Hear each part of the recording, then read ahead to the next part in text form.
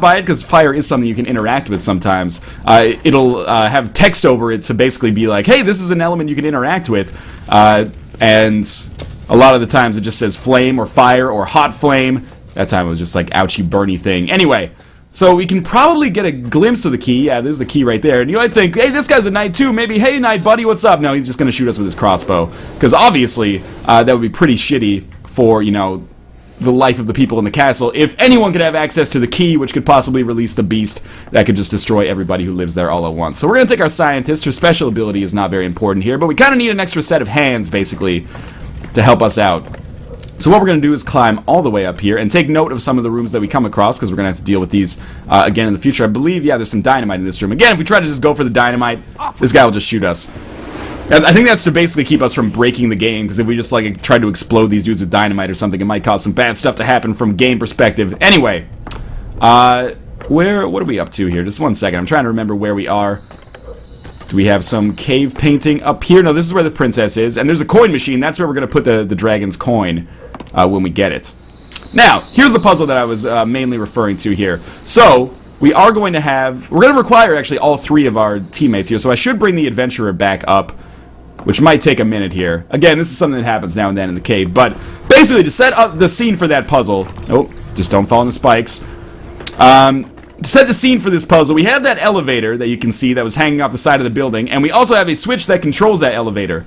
So, we're going to need to put one person in the elevator and kind of lower them down with the switch, using the other person, and then we're going to execute a deception. We're going to, like, distract the guard that was shooting us before, and then someone else should be able to go in there and get the key. Alright, so I think this is fairly well set up. So obviously we can't just go through there or we will die, even using the knight's invincibility, because the thing is we can make our knight invincible, but we can't move him when he is invincible, so he can't actually like make any progress moving forward. So we're going to put our knight on here. Here's how this is going to work. We're going to make him invincible, because you can use your ability as you switch characters. Let's just move him more to the center, like so. Then we're going to switch to our scientist while the invincibility is still active, and we're going to lower this guy down to the next floor. I think it's floor 3. Okay, so we're just going to leave him there for a second. That's floor 2. This is not where we want him to be, but we can get a cave painting this way, I feel, but I'm not really that concerned about that. Nope, go the other way, please. Mrs. Scientist, thank you. Now, on floor 3, I'm pretty sure the knight is just going to shoot at our... or their protective knight, their guard, is going to shoot at our knight constantly. Now you can probably figure out what we're supposed to do here if you couldn't figure it out before. This is going to allow us to walk up behind this guard. We're going to get this dragon gate key, and then we should be able to just go unlock that treasure. This puzzle took me a reasonable amount of time to figure out my first time through, but it was really satisfying because it is kind of, you know, based on the world around you. It's not totally esoteric. There are some puzzles in the cave that are really, really esoteric, and I mean that in both a positive and a negative way, because I prefer when games have a more logical puzzle design, and sometimes the solutions in the cave seem a little bit arbitrary. But this one seemed, it was well done, and it's funny as well, as you'll see when we get a little bit further on. But anyway, we're going to unlock the gate for the dragon here. We're going to steal his treasure. Oh! I'm not sure actually what we're supposed to... Oh, you know what? I know exactly what we're supposed to do here. Now that we've got this situation, let's just basically get our knight killed and have him respawn. And then we're going to move him all the way back down here. Now, we have to use that distraction mechanic many times in the game. But the way that we're going to do it this time is basically by making our knight invincible and then moving him behind the dragon, or I guess in front of the dragon, technically. And then the adventurer should be able to simply take the gold without anybody noticing. And we will actually be able to finish this puzzle all within this video, I think. Most of it, anyway. We'll probably have the second part in the next episode. I'm not totally sure how it's going to work out yet. So right now, knight is invincible. We're just going to keep him that way. Then we're going to switch to our adventurer, who can take the dragon's treasure and then run away. Oh, barely made it. That's okay, though. And now, obviously, with this coin, we are going to go insert that into the princess's coin slot. That sounded kind of misogynistic. I didn't mean it in that way. But prepare for some voiceover work, so I'm probably going to shut up here for a while, because they're going to set the stage for what we're about to see. Let the gate open! Whoops. Sounds like someone forgot to close the gate to the dragon's den. I'm sure the princess will be fine. She's way up in the tower, and I don't think dragons can fly. She'll be fine. Well, let's see. Sounds like that seconds away from getting the princess's amulet. Oh, the suspense is killing me. The suspense was killing someone. But It just wasn't me. Worst first date ever.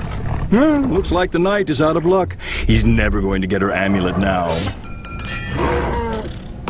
I stand corrected. Looks like it's a win-win. Well, not for the princess, but win-win for the knight and the dragon. When our brave heroes get back to the king, my advice would be to skip over this part. Alright, so we have gotten the bloody amulet. It's bloody, obviously, because, the princess died. I can't believe... Oh, we have to start all the way back up here. I got stuck at this part for a while, too. It's not really like a What are you doing there? How are you just hanging out? Look like a metapod or something. It's not really like a difficult section with respect to platforming. I rush through things sometimes, which makes it a little difficult. So we should be able to just fall like that. Okay. So we gotta take this amulet. Let's hope the king doesn't ask how the princess is doing. Back to, I think we need to give it to our knight. So where is he? Oh, all the way back up here. Off the amulet before giving it to the king. It's just good manners. Okay. So you know what? I think we will be able to complete this entire quest in the course of this video, which is good. It keeps it a little bit more standalone, and I think it flows naturally, which is, you know, my aim for stuff like this. Apologies, by the way. I just hit my desk, which always caused my microphone to go, like, totally dubstep. Anyway. So we're going to take our knight up here. We need to give him the amulet because to get to the king, we actually have to go through that flame area again, which is something that you might not realize unless you've played the game before or have a really good eye for the design of the levels and a really good memory with respect to the levels. Anyway, first things first. We're going to take our knight and we're going to climb back up here and we're going to give the bloody amulet to the king, who is then going to let us try to pull Excalibur out of the jagged rocks that it is currently imprisoned within. So yes, we're going to fall down through here using the knight's invincibility. Sometimes can be a little finicky to make this work without landing on the platform because I don't want to land. There we go. Okay.